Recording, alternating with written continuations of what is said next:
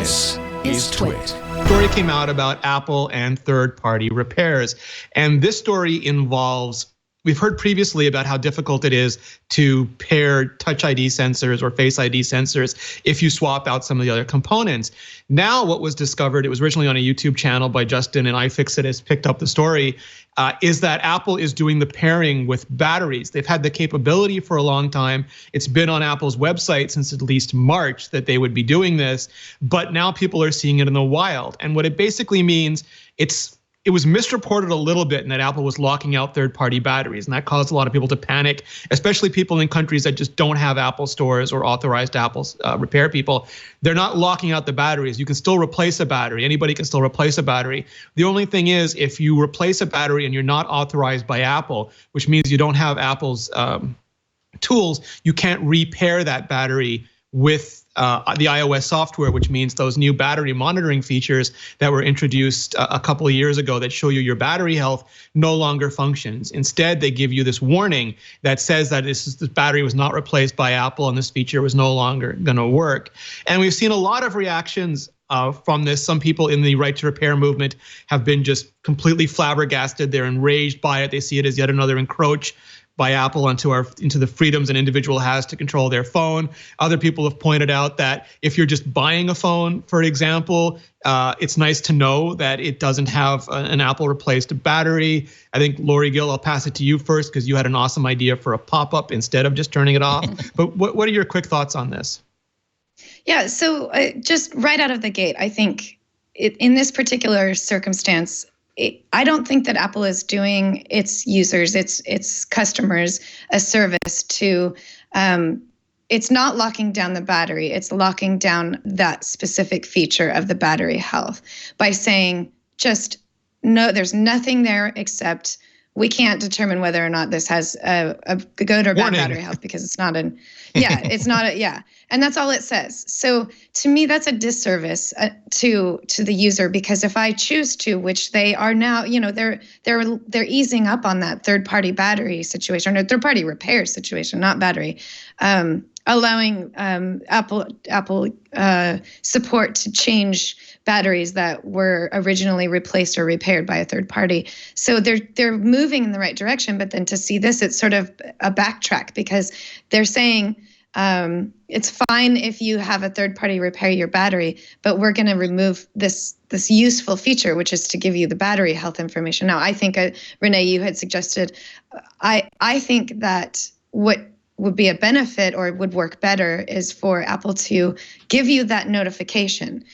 Kind of like when you plug in a device that's not MFi compatible, so it'll say, "We're sorry, this device is not compatible with the iPhone," and you just swipe it away, and a lot of times it still works, even though you get that notification. So a pop-up that says, "We can't determine whether or not the battery of this health is actually what it is. So this is actually just an estimate. Don't use it." But then you swipe it away, and you're choosing whether or not you want to base that information on what you think is to be correct or not. I think that's fair. That's telling you that you've got a third-party repair or battery in your phone, and therefore Apple's not responsible for it if something goes wrong. But it still allows the user to use that battery health feature. It doesn't just completely disable that feature for them just because it was done, the repair was done somewhere else. Even with an official battery, that also kind of gives me a little tingle in the back of my neck. Is it can be an official Apple battery, but if it's done if it's repaired at a third-party repair company, then it seems like a punishment. It feels like a punishment to me. Yeah, that's definitely a way that Apple could extend their "we're awesome" policy to people who even get their repairs done outside of Apple, because it's certainly possible. Actually, it's happening. You could get if you buy you can buy an Apple logoed battery from a third party, like if you buy them on eBay, and it is legitimately, it's not a knockoff. It's legitimately an Apple product. But before it was sent out, it can be reprogrammed so that it said, instead of getting 5,000 1,000 cycles. This has only had like 80 cycles, and the capacity is actually exactly what it was from the factory, when it's actually maybe 80% of what it was from the factory. And so that's the sort of situation where you kind of want those kind of features for the phone to itself do its own testing of the battery, and after a couple of weeks be able to figure out what the status of this battery is by empirical evidence and give you an accurate guess as to what the state of charge is at any given moment. And we can, in the United States, we can be a little bit we can maybe make the argument that, well, Apple does make sure that battery replacement is really, really cheap. They don't charge for labor; they just charge for the battery. You know, you're getting a certified Apple brand new battery. So what's the difficulty? But you have to remember that not every place in the world, not even every place in the United States, has close access to an Apple store where you can walk in and then walk out an hour later with a fresh battery. And also, what about the people who are holding on to like a 5 or 6 year old phone? I think that Apple builds their phones so nicely that as long as you can keep it out of toilet water, you might be able to get 5, 6, 7 years out of the device. Sometimes even if it's in a toilet water. When it falls in the toilet, Neptune can have it. It belongs to Aquaman at that point, as far as I'm concerned. I'm not gonna shame anybody who has dropped their iPhone in a toilet, because I have been one of those people and still used it afterwards. So I'm just saying that's my subconscious saying I really, really, really want to upgrade my phone in a month. but that's fine. Basically, I think Lory and I are of the same mind here. That I think that it's an important principle that this is your phone. You own this phone. You can do what you want with this phone.